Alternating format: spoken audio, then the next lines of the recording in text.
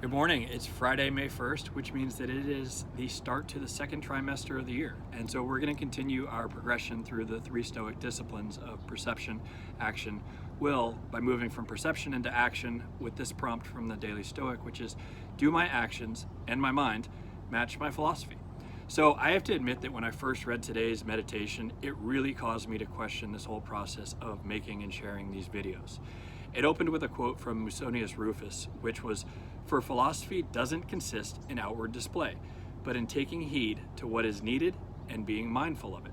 And that immediately caused me to think about a line from Epictetus, which is, "Don't explain your philosophy, embody it." So what exactly am I doing here? I mean, doesn't me sitting here every day communicating these thoughts run counter to Stoic intent? It never was supposed to be anything evangelical. It never was supposed to be teachings for the masses. I mean, Marcus Aurelius wrote to himself. Seneca wrote letters to his friends. Epictetus opened a humble school where students elected to come and learn from him if they chose. And for the last 3 years, I felt that I've resided in this camp too. I was content to immerse myself in the Stoic studies. I continued the refinements of my thoughts. I began to implement the related changes action by action. I'd choose to discuss some of those observations and struggles with a select few people along the way, and that was working pretty well for me. I was making progress, but I didn't know that I could be doing even more. So how do I reconcile these thoughts? Well, as I worked through this today, I realized that the underlying theme here, the key to making progress, is in generating awareness. As James Clear puts it, the process of behavior change starts with awareness. We have to be aware of our thoughts and our behaviors before we can change them. We have to hold ourselves up for examination, and we should do that routinely. I had to remind myself that that's what these videos are. They're simply a verbal adaptation of my morning reflections to myself.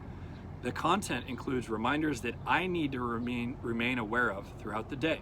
I found that by extending that analysis from journaling to verbal articulation, it forced me to go and embrace those words even more deeply. And I found that while it's easier to be fully transparent with a pen and a paper, it requires more ownership to verbalize those same words. And the distribution? Well, social media is an interesting medium. I mean, for the most part, it's not an engaging dialogue. I don't speak to any one person through it. In fact, most of the time, I don't feel like I'm talking to anyone.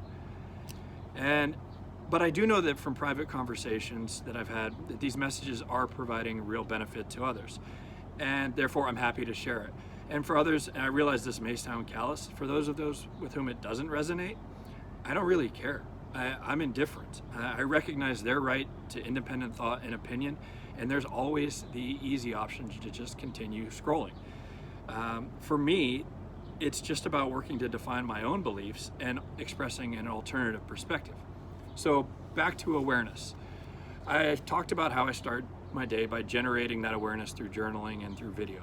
But what about the remaining hours of the day? Earlier, I mentioned that this year I began with an exercise of creating my personal 10 commandments.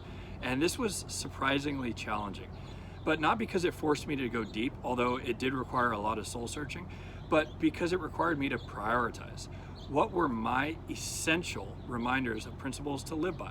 Now, going from 20 to 10 was really difficult, but it was a critical distillation.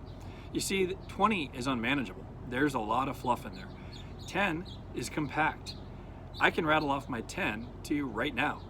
And in fact, maybe that's because I printed it out and I framed it and I put it on my desk where it serves as a reminder of me throughout the day.